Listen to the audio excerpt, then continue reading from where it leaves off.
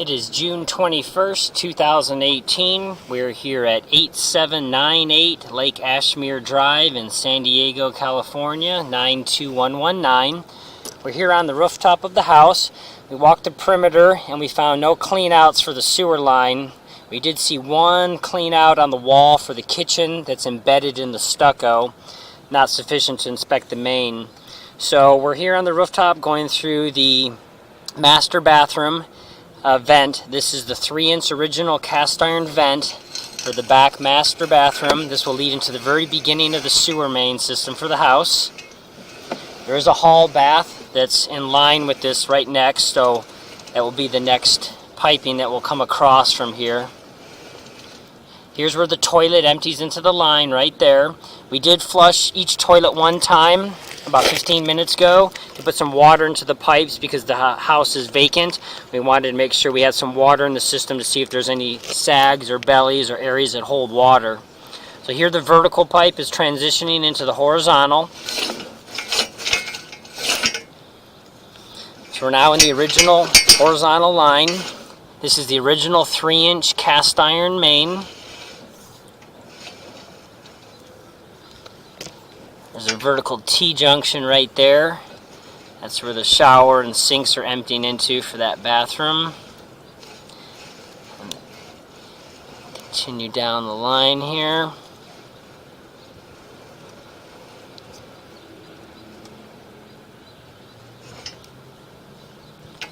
See a little flaking of the cast iron here and there. Expected to be seen at this age of pipe, but everything's still intact. Here's another T-junction right here. You'll be probably picking up the second hall bath there.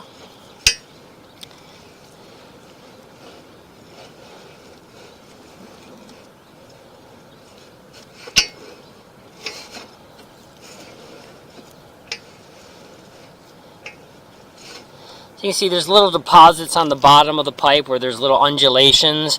Again, that's typical with this age of cast iron pipe. Doesn't mean it needs to be cleaned out or anything like that at this point though. Still looks functional and good.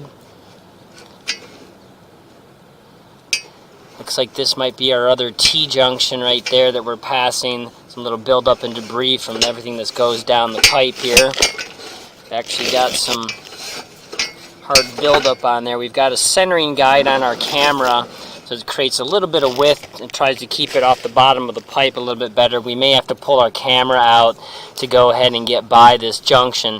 This looks like the junction here that might be picking up, as far as the distance we're out, possibly the kitchen or laundry, but it is a T-junction that we're coming by right here. So we're going to have to go ahead and pause the video. We're going to have to take our centering guide off our 1-inch camera to get by this junction. So we're going to go ahead and pause the video for a second. Okay, so we removed our centering guide, coming back up to that pocket, which we believe is, again, a T-junction right here. We will run some water through some other fixtures, but we first want to run by this, continue down the line, and we'll come back to that spot.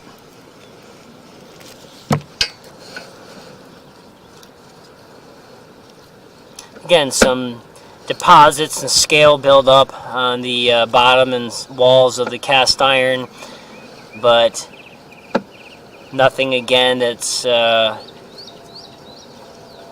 so severe that would require any type of jetting to try to pull it out or remove it.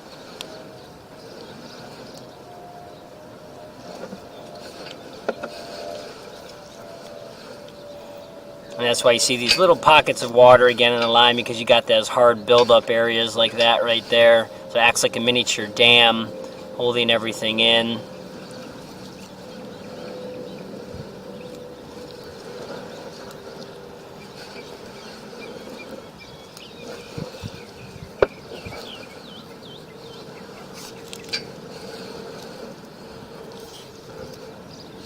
Looks like we have a possible T-junction right there.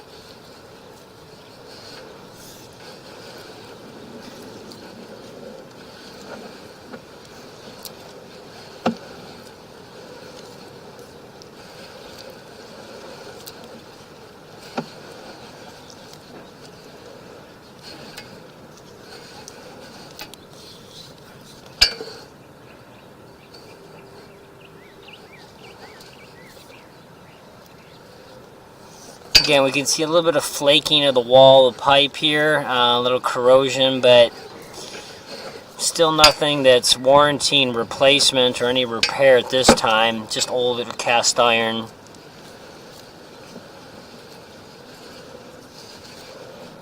We don't know how long it's been vacant, but again, we're not seeing any buildup of debris that's not being flushed down the line from when it was used previously. Here we've got a turn on the system.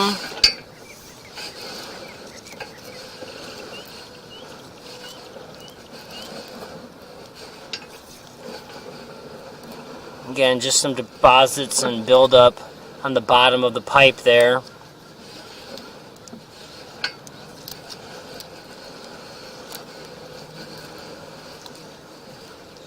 You can see it's really flat on the bottom, and the inner diameter is reduced just a little bit with that heavy scale and build up there.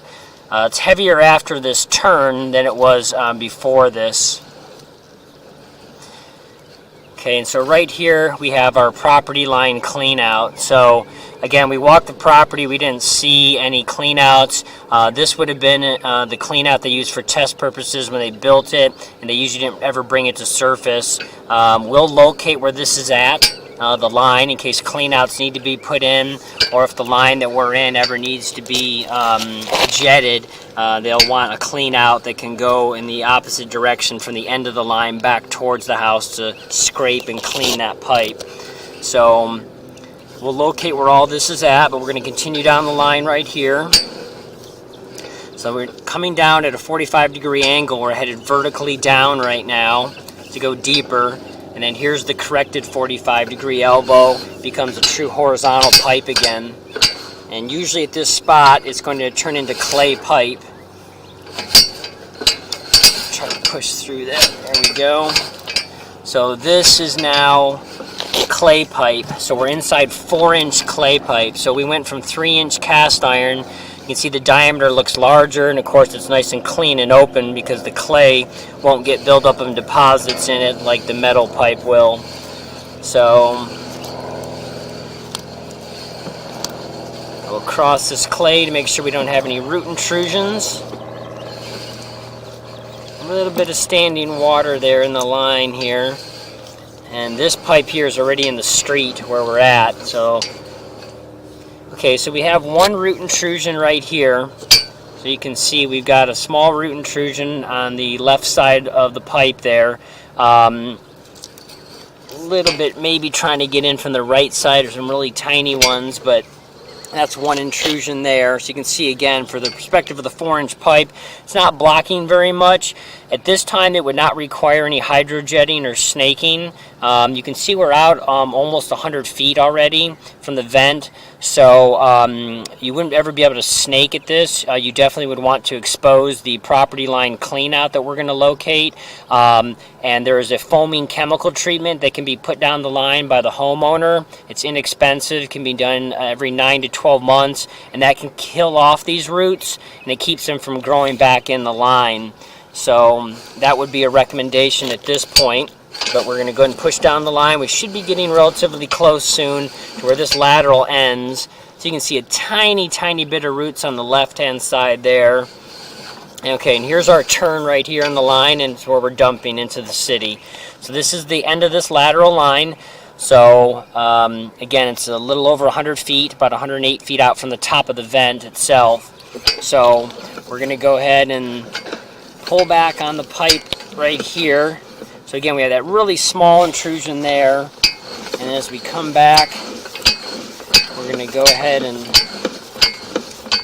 that's our only other really larger root intrusion on the system right here, just at a little over 100 feet barely.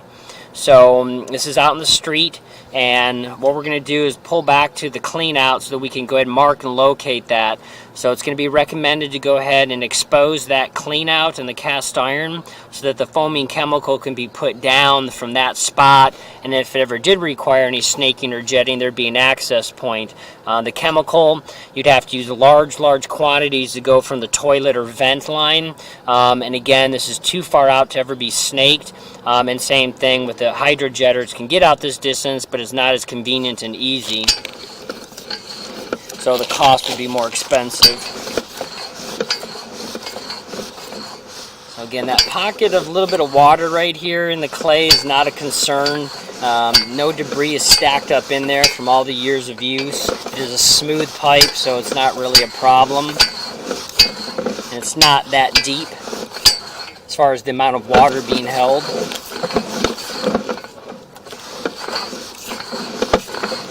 Just double checking this clay. Definitely do not see any other intrusions. Here's our turn upward.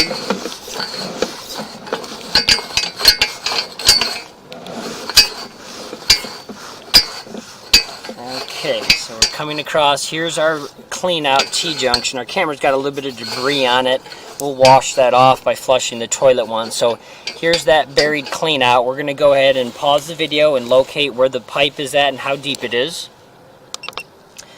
Okay, so we've gone ahead and located this spot on the line, which again is right before the downward turn where that T-junction is. So you can see as we back up, it goes vertically up. And so the pipe right here is 3.5 feet deep, so it's depth we'd assume, but it's relatively deep for digging. So it's about 42 inches deep. And again, that T-junction right there should be brought to surface. And because of the large amount of deposits we can see on the bottom of this part of the line here, we really recommend actually at that time that this is dug up to actually install the other two cleanouts called a double sweep right in front of this cleanout. That would allow again to snake back towards the house, and if this line ever needed to, besides just snaking, needed to be hydrojetted to kind of scrape all that debris off, that's the clean out that would be needed. So we've got the area marked at this T-junction right here with a green flag denoting property line clean out, PLCO, at 42 inches deep.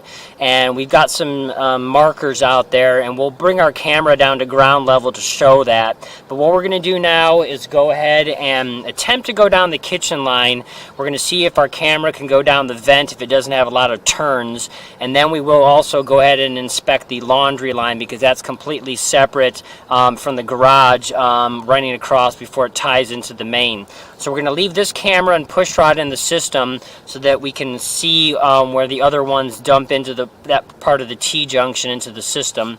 So we're going to pause and move our equipment over.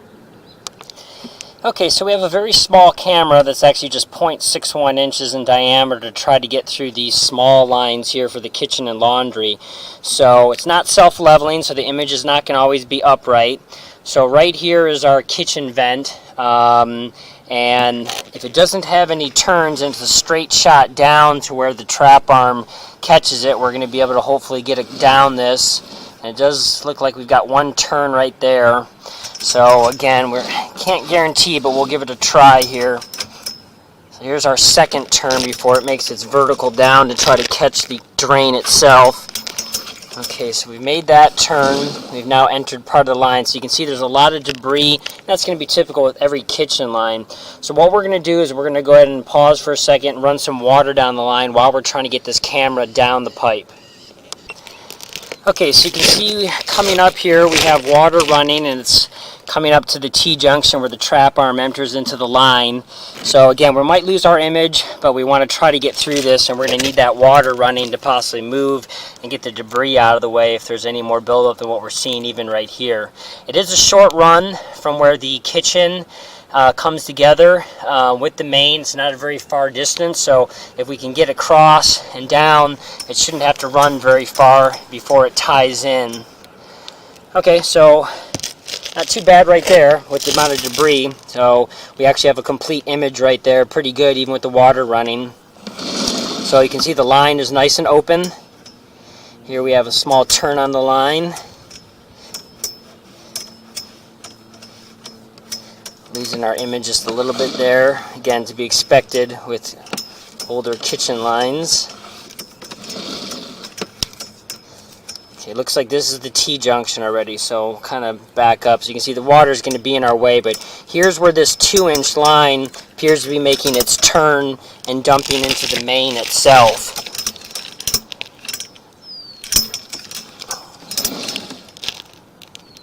So you can see we're actually hanging vertically down right now, our camera.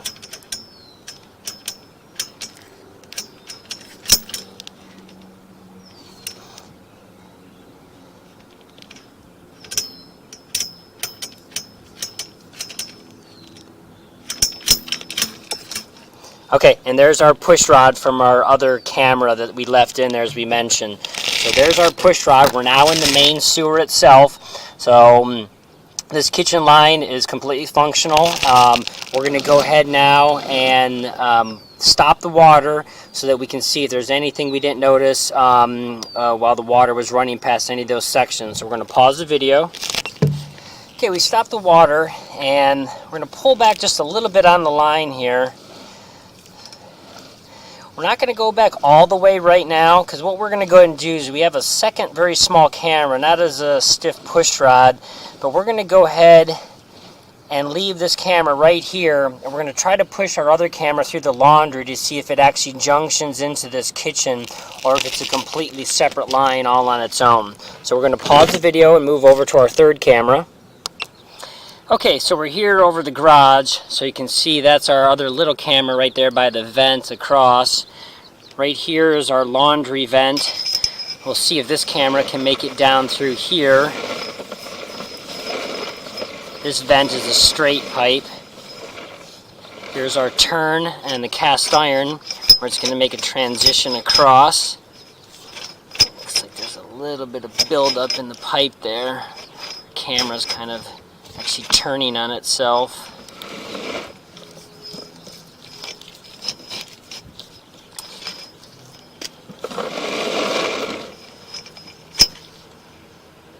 So that's the T-junction where the line enters into the system for the trap and standpipe in the garage.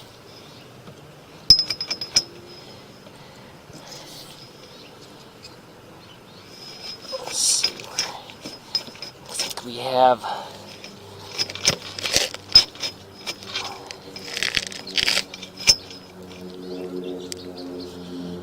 This actually is the combo fitting at the bottom we're at right here, where it's making that turn. Our camera's actually wanting to kind of flip-flop. There we go. Finally got it going in the right direction. So you can see there's a little bit of lint and debris that does get ejected from the washing cycle. See all that little dried up debris there in the line, but the line is still open.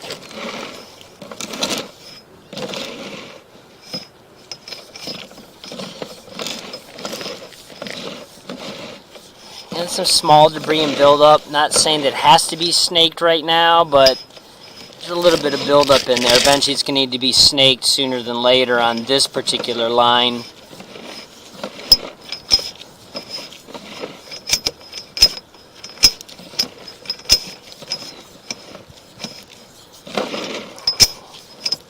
There's actually a little bit more debris in here than the kitchen. Of course, we aren't running any water as well, but let's see if we can keep getting out on this. It does not appear so far as we pushed out that it is catching any part of the kitchen line. It probably is its entirely own separate line for this system.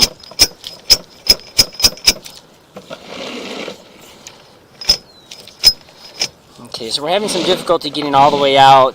This is the same size camera, but it has a little bit weaker push rod. The other one has a custom push rod that we put on it. So we're going to go ahead and have to pull back the other camera out of the kitchen, but it does not appear that this is tying into the kitchen for the amount of distance we've already traveled.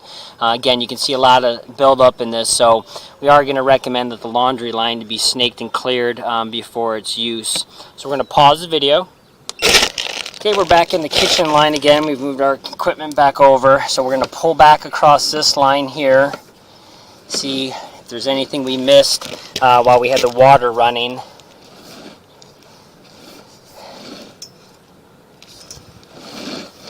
A little bit of debris in our camera face, we apologize, but the line looks open. We're again not seeing anything concerned as far as any cracks or breaks or anything severe. So this 2-inch line looks good and functional. Nothing needed at this time on this kitchen line. A little bit of debris again that we passed early on in the system. We're now actually coming back up the vent already, coming back out. So very small amount of debris on the system there on that kitchen. The laundry actually has a lot more. It just probably hasn't been snaked in a very long time. So there's our other camera through that vent. We're going to go ahead and move this camera over to that one to see if we can get all the way out to where it connects into the main. So we're going to pause the video and move our equipment. Okay, so we're back over the laundry now with this camera that we just used on the kitchen. We'll see if this stiffer push rod lets us get through the entire line past that heavy buildup that we couldn't just get through and across.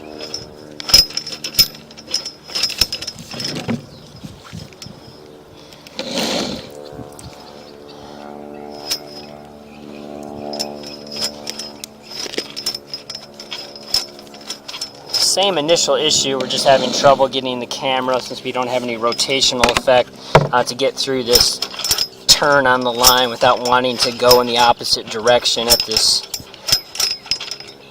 point. So we're going to have to maneuver our camera here a couple times to try to get down this.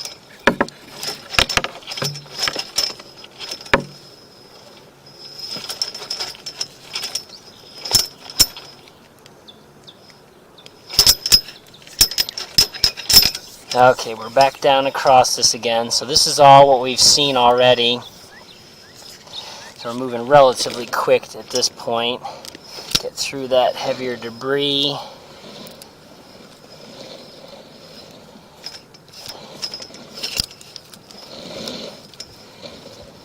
Okay, so now you can see we've got a lot of buildup there. This is where our other camera, I think, had some trouble getting by. Heavy deposit there. It does seem hard, not it's like soft. And even this camera, again, this is a 0.61 inch camera. It's called the Nano Reel from Rigid. And we have a stiffer push rod on it. It was the same camera we started. We can't not get it by this little junction here. We can see some other buildup on the bottom of the pipe there. I can't say if that's a complete clog or anything really severe. So what we're going to have to go ahead and do is hook up a little hose onto the laundry standpipe and put some water through this to see if it drains out and or helps to get our camera by.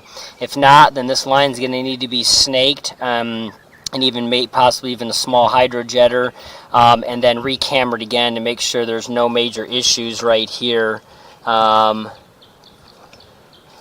Hoping it's just debris, but it's underground, so we obviously need to know for sure. So what we're going to do is, again, we're going to pause the video. We're going to locate where this is at, and then we're going to go ahead and turn some water on, see if that can aid in getting by this area and or to see if the line is backing up. Okay, we've got water running on the system right now. So you can see all the water in the pipe. Appears to be draining out. I'm going to push just a little bit with our camera. Again, we don't want to force anything.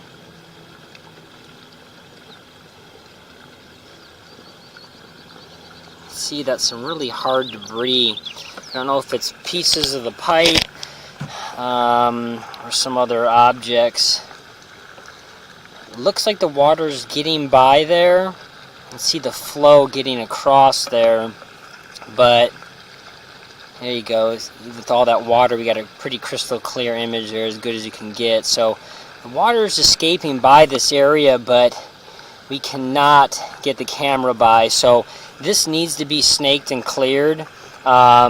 This camera, we forgot with the modifications we made, can't be located, so we're going to have to put the other camera back down in again to locate this.